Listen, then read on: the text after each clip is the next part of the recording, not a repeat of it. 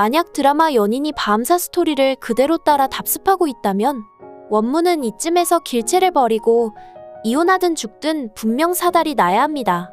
그럼에도 오늘은 마지막 희망 회로를 돌려보며 길채와 원무에 대한 첫날 밤의 진실과 심양으로 길채를 찾아 나섰던 구원무가 왜 혼자서 조선으로 돌아오게 되는지 지난 11회부터 13회 예고편까지 분석을 통해 그 내막에 숨겨진 충격적인 진실을 여러분께 알려드리겠습니다.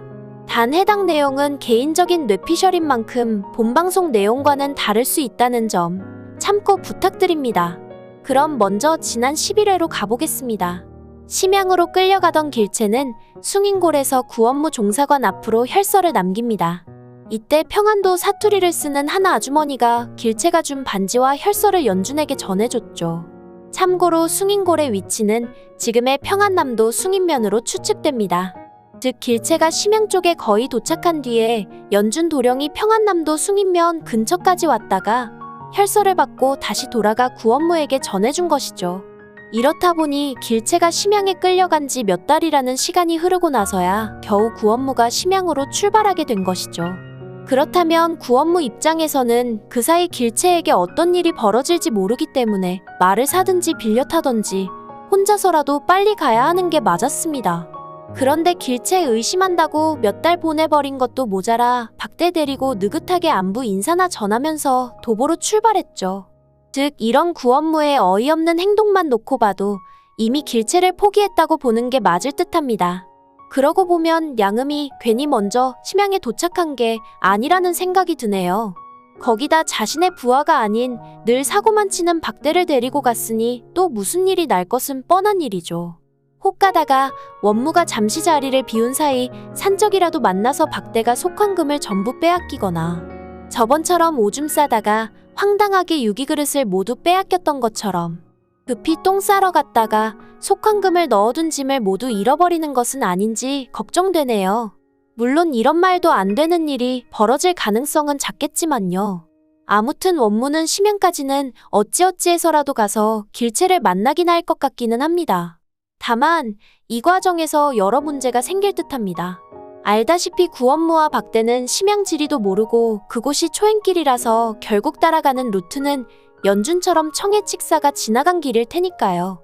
그렇다면 원무가 길채의 초상화를 들고 행적을 쫓아가며 가장 먼저 들리는 곳은 길채가 끌려갔던 왕야의 집일 가능성이 높겠죠. 그런데 이곳에는 길채를 괴롭혔던 빌런이 3명이나 있죠. 그중 길채 손가락을 자르려고 했던 왕야의 애첩이 가장 큰 문제인데요. 만약 이 애첩이 길채의 행방을 묻는 원무에게 길채가 소원이라며 왕야를 모시게 해달라고 말했던 내용을 그대로 말해버린다면 원무는 그대로 눈이 뒤집혀 버릴 것 같습니다. 거기에다 길채를 끌고 갔던 청역도 문제죠. 만약 원무 앞에서 길채의 놀이개를 보이며 나에게 자기 옷 속으로 손을 넣어 이걸 직접 꺼내라고 하는데 얼마나 심장이 떨리던지라고 말하며 희롱까지 한다면 원무는 길채에 대한 원망으로 가득 차버릴 것 같습니다. 하지만 그들이 길채의 행방을 알려줄 리는 없겠죠. 길채가 왕야의 시중을 앞두고 이마를 스스로 깨버리는 바람에 미운털이 박혔으니까요. 설사 알려준다고 하더라도 상당한 고가의 속환값을 요구하겠죠. 왕야의 첩들을 관리했던 이미도가 길채를 채찍질하지 않고 포로 시장에 내다 팔려고 했던 이유는 길채를 팔면 받을 수 있는 돈의 값어치가 상당했기 때문이었으니까요. 하지만 마지막에 원무가 왕야 집에서 떠나려고 할 때 들분이가 길채의 행방을 알려줄 것 같습니다. 참고로 들분이는 지난 12회에서 길채에게 청나라 말을 잘못 가르쳐준 포로죠. 그뿐만 아니라 들분이는 길채가 조선에서 돈을 주고 구해준 다지미의 누이이기도 합니다. 이에 원무는 곧바로 포로 시장으로 향할 것 같습니다. 그런데 도착하자마자 길채가 경매에 붙여진 꼴을 보게 되겠죠. 부우치가 지난 12화에서 길채에게도 경매에 붙일 거라며 말한 적이 있으니까요. 그리고 이때 여기저기서 길채를 사겠다며 청나라인들이 몸값을 올리겠죠. 한편 길채는 다시 잡혀왔을 때 맞은 후유증 때문에 장현의 환영을 보고 실실 웃고 있었을 것 같아요. 이에 원무는 그런 길채의 모습을 보고 충격에 사로잡혀 눈물을 흘리며 가만히 보고 있었겠죠. 그 순간 길채는 정신을 차리면서 자신을 외면하고 발길을 돌리는 구원무를 목격하게 되겠죠. 이때 길채는 떠나는 원무를 바라보며 부우치의 말을 떠올릴 것 같습니다. 부모도 자식도 아내도 다 찾으러 오지만 서방은 절대 오지 않는다는 그 말입니다.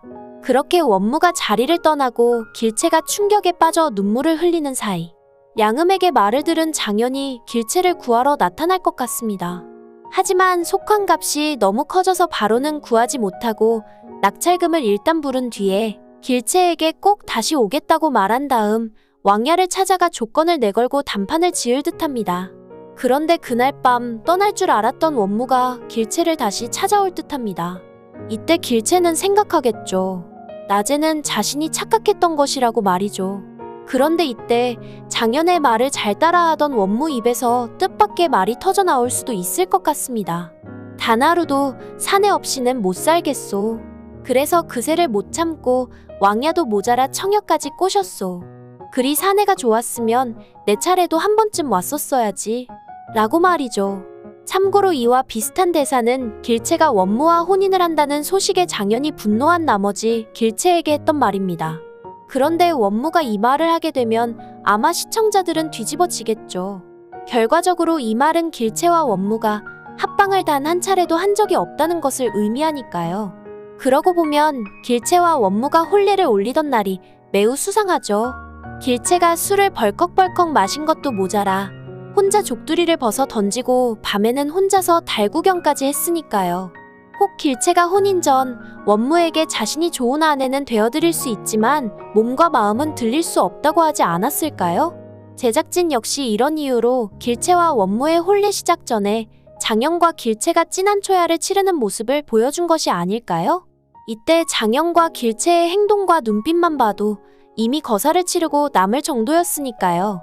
길채 역시 원무와 혹 첫날 밤이라도 보내게 되면 이미 순결을 잃었기에 들통날 것이 뻔했던 상황이어서 솔직하게 말했을 수도 있고요.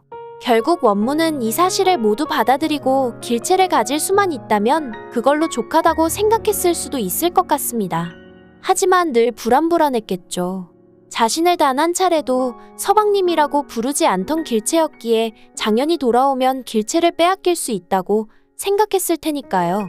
이 때문에 길채가 납치되었을 때도 장현을 가장 먼저 의심했고 길채를 찾기보다는 칼자루를 손에 쥐고서 분노한 것이죠.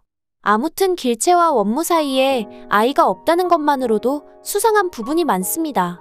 장현이 지금까지 여러 차례 다른 여성과 잠자리를 가질 수 있었음에도 길채를 위해 절대 갖지 않은 것처럼 말이죠. 오늘 준비한 내용은 여기까지입니다. 구독과 좋아요 부탁드리며 많은 의견과 댓글 남겨주세요. 시청해주셔서 감사합니다.